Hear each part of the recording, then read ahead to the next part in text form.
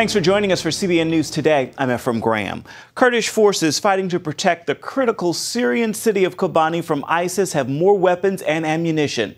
The U.S. military says it airdropped the arms along with medical supplies Sunday. And the U.S. launched 11 airstrikes against the Islamic State group in the Kobani area. Mark Martin has this story. A spokesman for Kurdish forces says the American airdrop of weapons will help greatly in the battle against ISIS. He says the Syrian Kurds hope for more.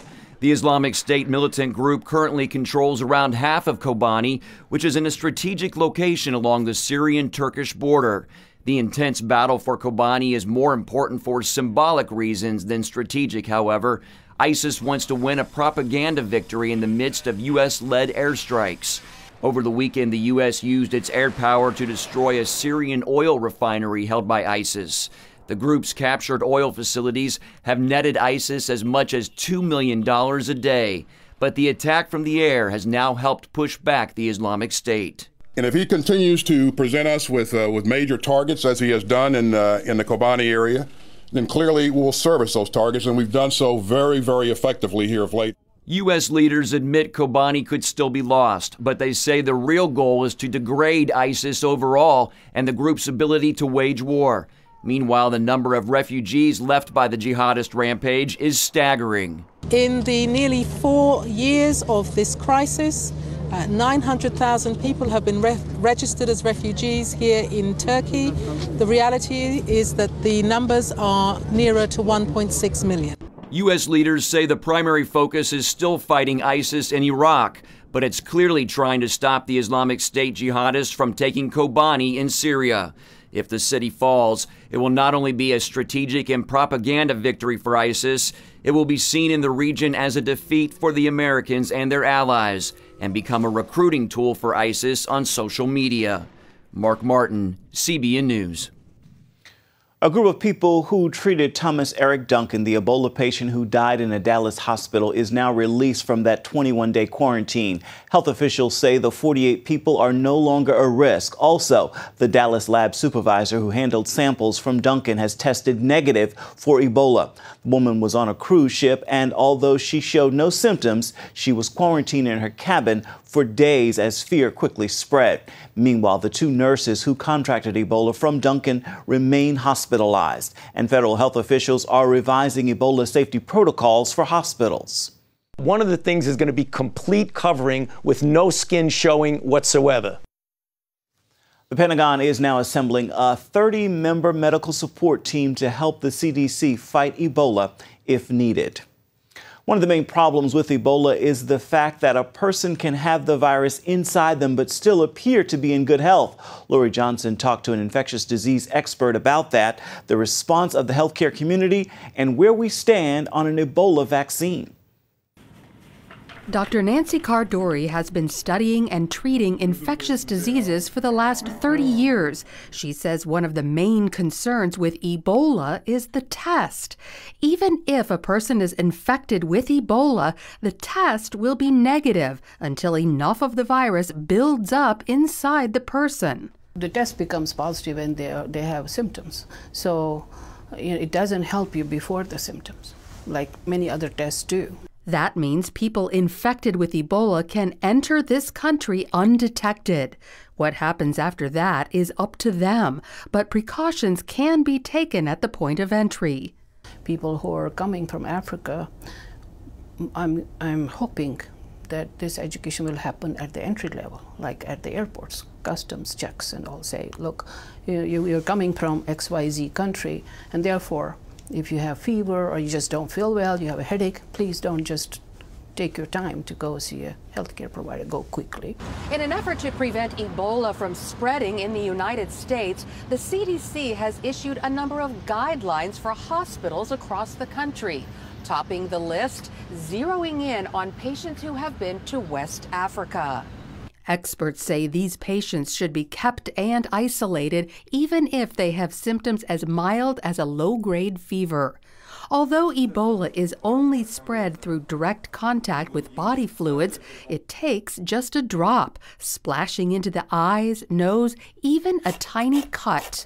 if people have a small tear or abrasion that they haven't even noticed, which happens all the time, and they come in contact with somebody's blood or somebody's stool or urine or vomit that has the virus in it, in that case the virus will go through the skin. Dr. Cardori says the best hope for containing the spread of Ebola is the vaccine currently in development, which could be given on a mass scale in as early as 6 months. Because of the technology we have now, that is quite possible, considering and hoping there'll be no hurdles in the process that we don't know of yet. Dr. Cardori says until Ebola is contained in Africa, it will continue to spread around the world. Lori Johnson, CBN News. 2 Idaho ministers could face crippling fines and even jail time for refusing to perform same-sex weddings. Donald and Evelyn Knapp run the Hitching Post Wedding Chapel. City leaders told them a non-discrimination ordinance requires they perform ceremonies for all couples or face legal consequences. The Alliance Defending Freedom is defending the couple and filed a federal lawsuit Friday. An ADF attorney said many have denied that pastors would ever be forced to perform ceremonies, completely at odds with their faith. But that's what's happening here. This comes after a federal court overturned Idaho's voter-approved constitutional amendment defining marriage as between one man and one woman. We're staying on top of the developments from Houston, where city officials are changing their approach to sermon subpoenas. The city is now narrowing its request. Mayor Anise Parker says the word sermon is being deleted from the subpoenas, but city attorneys are still refusing to withdraw their demand for information from 5 Houston pastors who publicly opposed an ordinance banning discrimination against gay and transgender residents. I think when we're dealing with pastors in the city, even pastors that we would disagree with at times, we've got to make sure we honor that line of religious liberty. The Alliance Defending Freedom is weighing in on the subpoena changes. Attorneys released a statement saying the city of Houston still doesn't get it. It thinks that by changing nothing in its subpoenas other than to remove the word sermons, that it has solved the problem. That solves nothing. Roman Catholic bishops have scrapped a controversial proposal to make their church more welcoming to gays. The bishops failed to reach a consensus on a watered-down section on ministering to homosexuals. Keep in mind that the church's major goal is not to change teaching, not to change what God has revealed, but for us to change, to conform ourselves to what God has told us about life, about meaning, about purpose, about eternity, about values. That's the church's job. Rather than saying gays have gifts to offer the church, the revised policy refers to homosexuality as one of the problems the Catholic families face. The Homeland Security Department has seen many troubles. The most recent is their failure to protect President Obama and the White House. Critics say it's because the department is just another bloated bureaucratic mess. And as Paul Strand reports, some people say the massive organization could actually make America less safe. 9/11 was such a major catastrophe, it certainly seemed to call for making massive sweeping changes among the bureaucracies that failed to stop al-Qaeda that dark day. So the government went to work to put together a solution to prevent such a major terrorist attack from happening again. But some critics feel that when President Bush and Congress created the Department of Homeland Security, they simply came up with an overarching, monstrously unwieldy super bureaucracy that may have been exactly the wrong solution. CIA-trained retired Lieutenant Colonel Tony Schaefer works in the nuts and bolts of intelligence and analysis. He says the new department wasn't necessary. All those organizations were essentially functioning very well where they were sat. So this is one of those situations where the government fixed something that was not broken. Fearing that many of the departments and agencies that have to do with guarding the nation weren't working closely together enough, the Bush administration decided to force a total of 22 agencies into one giant new department called Homeland Security. Steve Bucci, now with the Heritage Foundation, worked for years as a Pentagon representative to Homeland Security. Frankly, it was slapped together quickly, a ton of different organizations. And Bucci says often a high-up official at Homeland Security doesn't really have the power he or she needs to issue orders to these agencies who were all shoved together. He has to sort of cajole them into doing things rather than direct them. Schaefer says there were serious personnel problems from the start. Many of the organizations which donated people to DHS wanted to basically use it as a dumping ground to get rid of people who they thought were not the best performers. So when you take that as the baseline, it all goes downhill from there. And both Schaefer and Bucci worry DHS is way too big and made up of parts that will just never fit together well. Imagine one department trying to oversee so many different agencies with nearly 250,000 employees. U.S. Customs and Border Protection alone has more than 60,000. The U.S. Coast Guard nearly that many. The Immigration Services and FEMA add another 60,000 or so. The Secret Service's 6,000 get shoehorned in there. And then finally there's the agency so many Americans love to hate, the TSA, with more than 55,000 workers. Just the size of it and the way it was put together from so many different parts have left a lot of overlap in some areas and gaps in others. They're still sorting that out, which at this point, so many years later, you would think they would have that worked out, but they don't. Schaefer says it has so many functions, it's difficult to figure out its actual mission. Yogi Berra once said, if you don't know where you're going, it's going to be hard to get there. And so this is very much the case for DHS. And the major problem it was formed to solve still goes on. Agencies not sharing intelligence. Some of it is the old information is power. And if we have it and we're working this issue, we don't necessarily want to share it with those other guys because then they might get the credit. Schaefer says insiders tell him this. Sharing of information and data today is worse than before 9/11. Making it all even harder, a crushing amount of congressional oversight. Those 22 agencies which were put into one now still have to report to over 100 different congressional committees for their oversight. It's really hard to get good when you have that many people looking over your shoulder and telling you what to do. And inside, Bucci says there's a toxic culture from employees knowing that Homeland Security is rated the worst place in the government to work. They're told DHS is the biggest, most bureaucratic organization ever. They're told DHS is inefficient. It's really hard to keep your morale up when you hear that, and when you are trying to do a good job, but you keep bouncing off of this wall of bureaucracy. So should Homeland Security simply be dismantled? Bucci votes no. It may not be perfect. Backing up now and starting over again, I think would probably leave us less safe than what we have now. Schaefer disagrees. He says the department should be done away with because it's not only dysfunctional, it's actually harmful to its primary mission, the security of America. You see an organization which actually I think is counterproductive to the point it gets in the way of other organizations trying to get their job done. Paul Strand, CBN News, Washington. Next, parents face criminal charges for daring to homeschool their kids. See the government as brainwashing families. Governments around the world are trying to block families from homeschooling, but could you imagine officials taking away your children just because you wanted to educate them yourself? Well, that possibility is all too real for one family in Germany. Dale Hurd brings us that story. One of the recent recommendations of the panel investigating the Sandy Hook school massacre was for greater government oversight of homeschooling, even though the killer Adam Lanza spent most of his youth in public school and was only homeschooled briefly at age 16. Critics say Lanza's problem was severe mental illness, not home education. But the announcement by the Sandy Hook panel set off alarm bells and reinforced a suspicion by homeschool advocates that state officials will look for almost any excuse to regulate home education. Only a handful of nations in the world allow homeschooling without some sort of restriction. The impulse to clamp down on homeschooling is, according to Mike Donnelly of the Homeschool Legal Defense Association, a transnational mindset among bureaucrats. When you look around the world, you can see there is a common mindset in a lot of government bureaucracies which wants to control what children learn and how they learn. They want to put them in state schools where they can control the curriculum. They want to have more control over parents. In Ireland, a homeschooling mother of 6 was recently jailed for failing to pay a homeschooling fine. The laws in Sweden are so tough, the leader of Sweden's homeschool movement had to escape to Finland. But Germany is most notorious for what some call its persecution of homeschoolers. Germany continues to be a very hostile environment for parents who want to homeschool their children.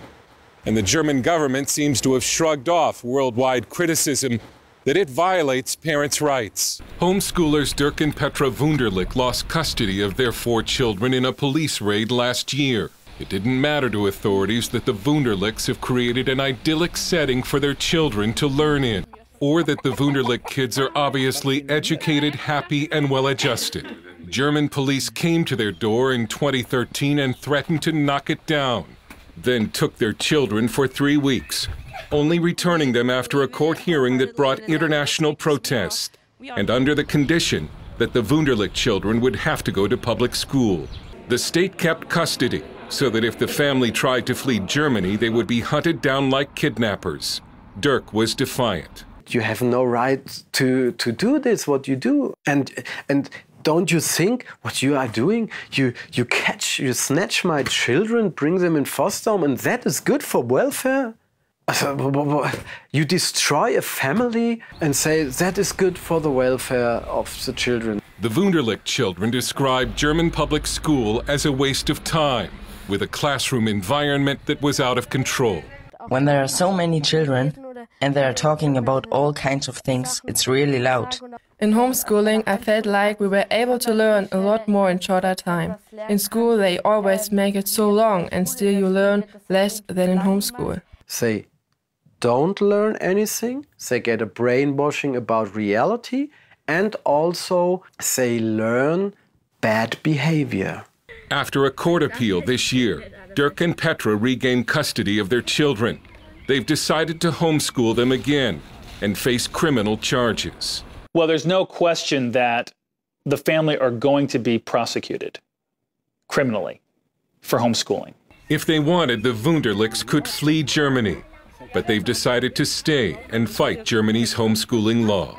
I know that this way I'm going, that is the way of God we have to go, and for this there is nothing to regret or anything. But the Wunderlichs could lose custody of their children again. Dale Hurd, CBN News in Hessen, Germany. Next, Britain votes for Palestinian statehood and world leaders pledge money for Gaza. Is the world rewarding Hamas for terrorism?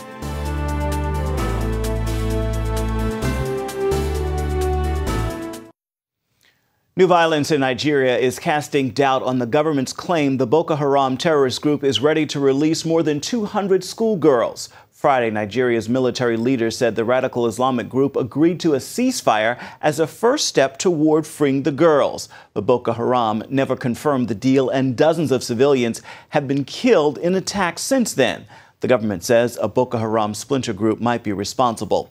The kidnapping of nearly 300 schoolgirls last April caused an international uproar. Their release could help President Goodluck Jonathan's re-election campaign. World leaders are planning to spend billions of dollars to rebuild the Gaza Strip, even though Hamas began the war responsible for the destruction. The head of the UN visited both sides last week, condemning Israel and calling for peace talks to resume. As Julie Stahl reports, some international Christian lawmakers say he's got it all wrong.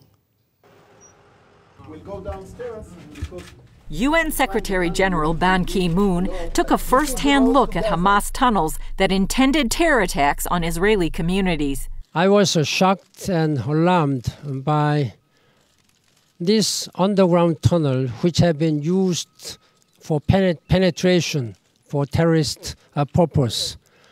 I have been repeatedly condemning this rocket attacks by Hamas from the air. Ban made his comments in the Israeli kibbutz Nirim, where he met with the family of Daniel Turgeman. A Hamas mortar attack launched from a UN school killed the 4-year-old. We told the Secretary General that Daniel was killed in his home by a mortar bomb that was fired from his school. In that school were staying at the time refugees that Hamas was willingly putting in danger while firing from there to civilian targets. Daniel's aunt, Maya Turgeman, told CBN News the UN must do what it's meant to do. That is protect human rights. And protecting human rights means standing and saying that Hamas is a terrorist organization, not looking for peace, that they target civilians. During a visit to Gaza, The ban condemned Israel for striking UN properties during the summer conflict. He mentioned the UN investigation of Israel, but didn't say anything about investigating Hamas. In Jerusalem, Christian members of the International Israel Allies Caucus called for the UN to act. The conflict, the rockets, the barrage, the total disregard for human rights on either side of the border that Hamas represents, rightly labeled a terrorist organization in our view. You cannot negotiate with people who embrace terrorism as an end to their means. That call came a day after British lawmakers voted to recognize a Palestinian state. The move doesn't change foreign policy, but provides symbolic support to the Palestinian push for statehood. I'm very angry about it. It's absolutely not helpful what's now going on in different parliaments of Europe.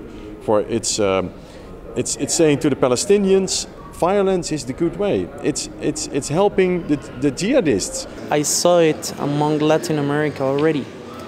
There have been a lot of countries who recognize the Palestinian Authority, and now, 1 year later, 2 years later, they have been having a lot of trouble in their countries, and they want now to reverse their decisions.